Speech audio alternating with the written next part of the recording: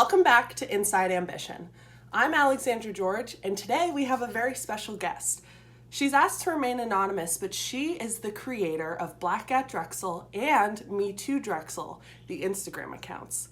And she's here to talk about what that's like and why she created them. Hi, how are you? Hi, I'm good. Thank you for having me. Of course, thanks for being on our show. So to start, why don't you talk about what brought you to create these accounts and where you started? So I am a grad student at Drexel, and as I feel like a lot of America and the world were shooken up when we heard about Ahmaud Arbery and George Floyd and Breonna Taylor, and basically just decades of names of Black people at the hands of police and other things. And Drexel had a event, town hall, whatever you want to call it, and it really featured them kind of defending themselves, basically saying, hey, these are the reasons why we're not racist, and if we are racist, this is what we're trying to do to make things better. And it had the voice of maybe one or two students on there, but it didn't really have a chance for students to really engage. So then I realized, okay, this is going to be another one of those things where the institution is going to try and save face without actually trying to really work to fix the issues that are being faced by their staff, their students, the community.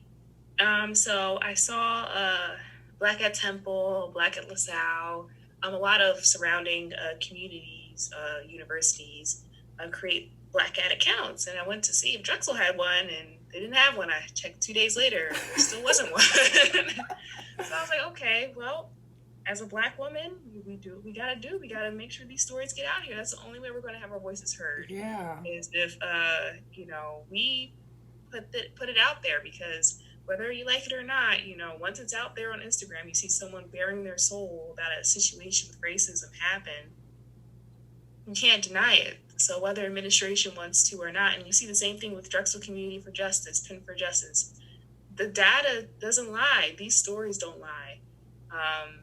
So it was my hope that in having people tell their stories, that it gives the students some validation and some liberation from that, knowing that it's in the open, and that hopefully the university will act and respond. So that was my main reason for Black at Drexel. And Me Too Drexel resulted from getting DMs from women saying, have you thought about making a Me Too Drexel page? And myself being a survivor of rape as well, I felt a responsibility. Like, I would want my story to be told if I had a Drexel story. So that's what brought about the Me Too Drexel account. Yeah, that's really powerful that you created these accounts from being someone who has experienced being both Black at Drexel and Me Too Drexel. So I applaud you for coming forward and creating this platform for students to voice their own experiences when it comes to this. And I know you mentioned the intersectionality of these issues. And I think a lot of people might have been surprised to see not only the national civil rights movement that we have happening, but the Me Too conversation being brought back up. And now we're seeing a lot of stuff when it comes to ability as well brought to the conversation. So what's your perspective when it comes to intersectionality and the importance of it? I think intersectionality has to always be on our minds when we approach these different issues, because I know I personally am not part of the LGBTQ community, but there are people out there who deal with being Black, female, and queer, or someone like me who is Black and female. I think that we have to always acknowledge and be thinking about the different privileges that we have, and also the disadvantages that we may have too in this fight for equality for all. So I think that that's really what I wanted to represent with running both pages. Mm-hmm. Usually if I post a Black at Drexel story, there's usually a Me Too story that's not too far behind, because we need to keep on thinking about both. You know, like if you give one the attention and kind of neglect the other, then you're kind of doing all of us a disservice, you know? So, yeah. Could you elaborate on why you chose to remain anonymous for this interview? I chose to remain anonymous because I don't want to be the face associated with these accounts. Mm-hmm. I want the stories to remain the face of this account. Believe me, if I would just be out here like, yeah. But I feel like it would be a distraction. I really do.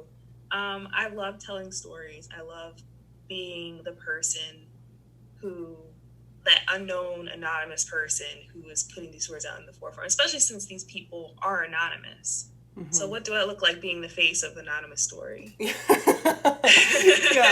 that's totally fair. Yeah. So, I mean, I feel like eventually, I'm not sure what this movement or these platforms will look like in the future, but for right now, while I'm still accepting anonymous stories, it feels a little wrong to kind of be out in, you know, the open, like, oh yeah, this is me, you know, while still posting anonymous stories. Yeah, you're doing all.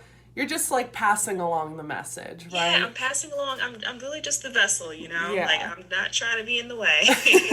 But I appreciate you coming here to talk a little bit about more the purpose of these accounts.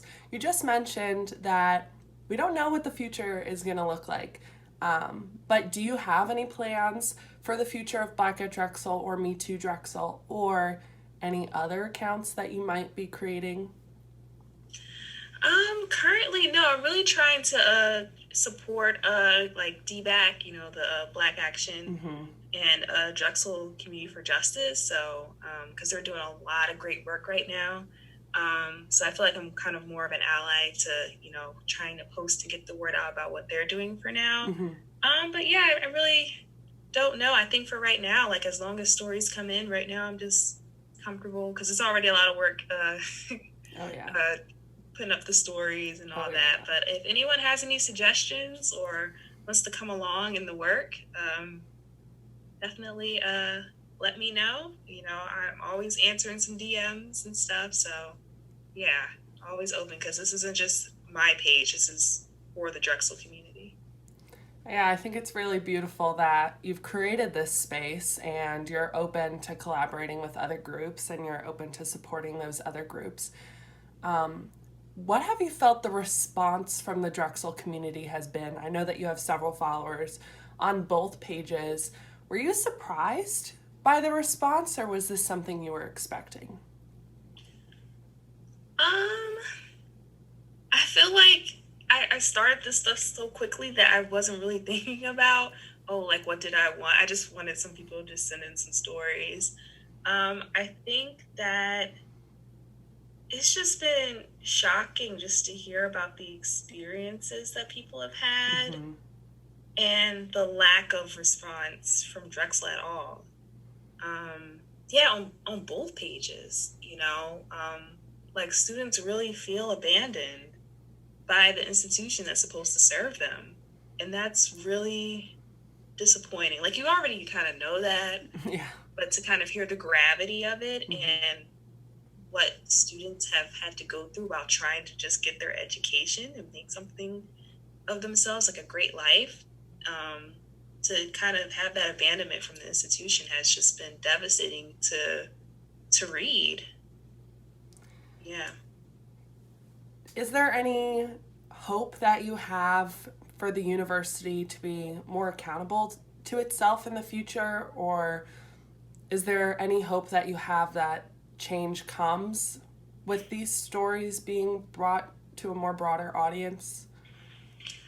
I do. I definitely have hope. I think that it just shows the resilience of the student body at Drexel. I think that as long as we keep that, you know, we can keep going. But I really feel that in order for change to happen in the institution, Drexel has to be willing to not just come up with the uniform responses, or not just to do a quick DM. Mm-hmm. I've had a few departments just give that quick DM. Oh yeah, like we just want to sit down and talk and da da da da. And I'm literally like, like just like yeah. And I'm like, one, you have DBAC, Drexel Community for Justice, and those organizations have said time and time again that you haven't met with them, or if you've met with them, it hasn't really been effective to their side. Right. So it's no point in me meeting with you. What I believe is what they're already putting out there. So I think that until that can happen, we're going to honestly sit down and Drexel be willing to actually listen and then take it back and continue to engage as they're making the changes, then it'll be an institution that not only benefits administration, but it will benefit the community, will benefit the student body, will benefit faculty, because there's a lot of things that it just isn't right, and it's been that way for way, way too long.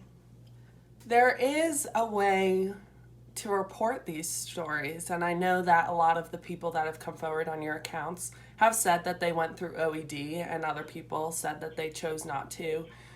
And that's the compliance hotline, but not everyone knows about the compliance hotline, and the compliance hotline is not necessarily uber accessible. It's relatively hard to find on Drexel's website. Right. What is your opinion about the compliance hotline, and why do you think some people choose to use it and some people don't, and do you think people should be using it?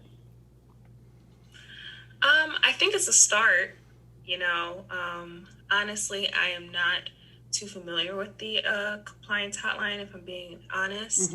Most people are not. Yeah. But I do feel like it's a start, and I think that a lot of the stories that you see on Black at Drexel and Me Too Drexel, where they've used it, that gives it honestly more, I guess, credibility in showing that it doesn't work. Yeah. But I think that, it is a resource, and I think that any resource, although flawed, is worth trying, at least. But I do think that outside of the compliance hotline, there needs to be a place where students aren't getting their needs met. It can't just stop there. And because then we find that for the rest of the stories, after they've used the compliance hotline, if they've gone to someone else, most cases they were shut down. Yeah.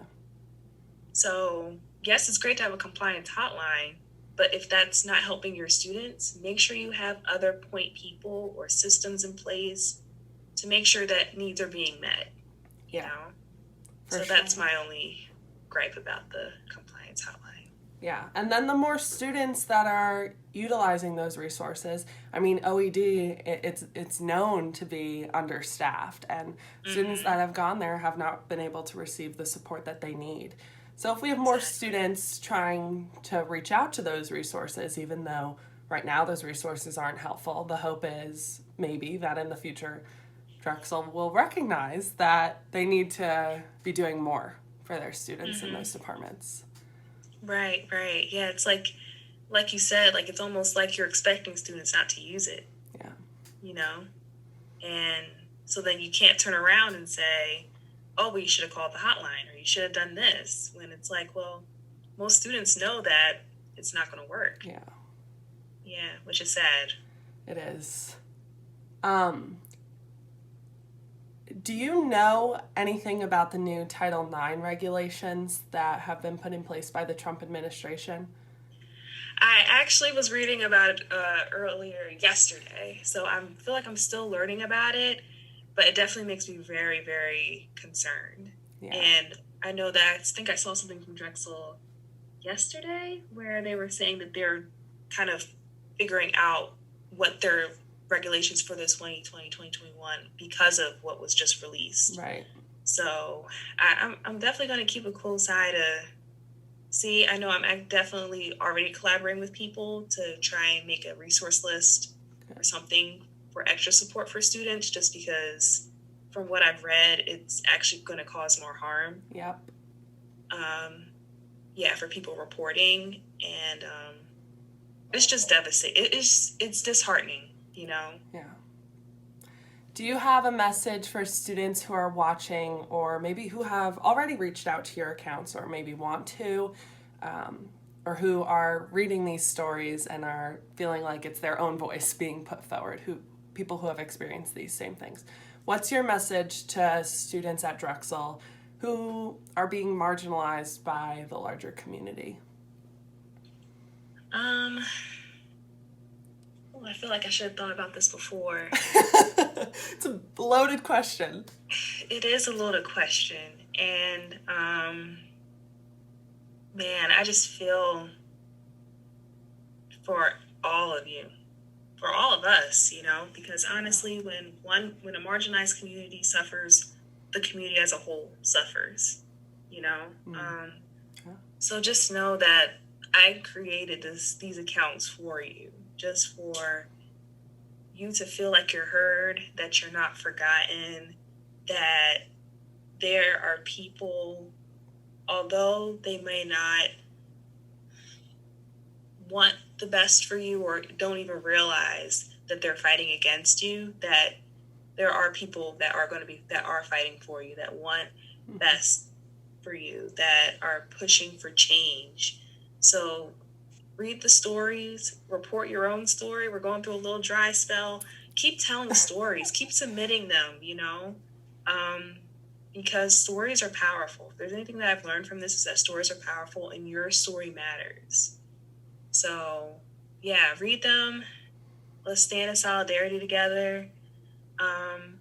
But don't lose sight of what your purpose is, what your goal is from Drexel. You know, don't let your experiences define who you can be and what you become, but better yet, let them be the ammunition you need to just keep going, you know, keep pushing forward. So I hope that the stories give anyone who's reading it strength and knowing that you're not alone. Wow, very well said. You did not have to prepare that in advance. That was great. I feel like I just got teary-eyed. That was beautiful.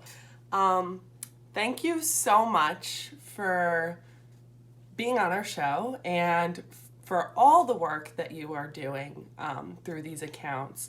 I think it's absolutely wonderful that these voices are being brought to a larger audience, and I really think people are starting to pay attention.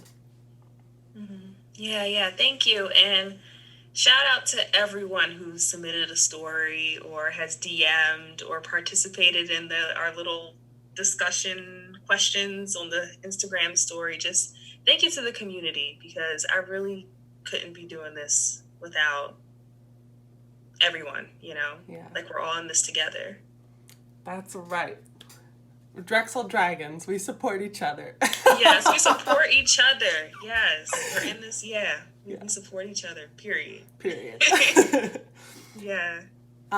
So if you guys have any stories that you want to share on our channel, feel free to leave a comment below or reach out to us on Instagram. We will also be linking the Black and Drexel and Me Too Drexel accounts below. Make sure you give them a follow, and if you have a story to share, check out the link in their bio. Additionally, we'll put the Drexel's compliance hotline below if you want to report the incident in a more traditional approach. Thanks so much for watching. Stay safe, and we'll see you soon.